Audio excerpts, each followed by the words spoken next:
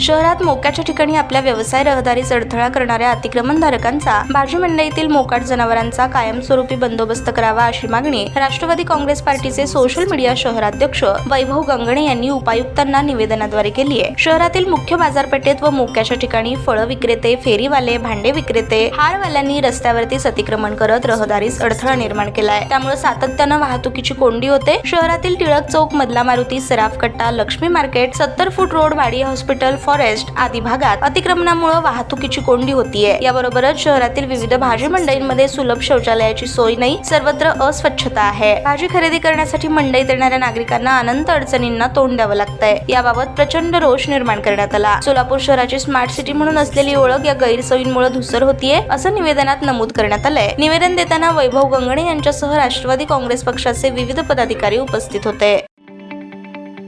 ताज्या बातम्या पाहण्यासाठी प्राईम महाराष्ट्र न्यूज चॅनलला सबस्क्राईब करा।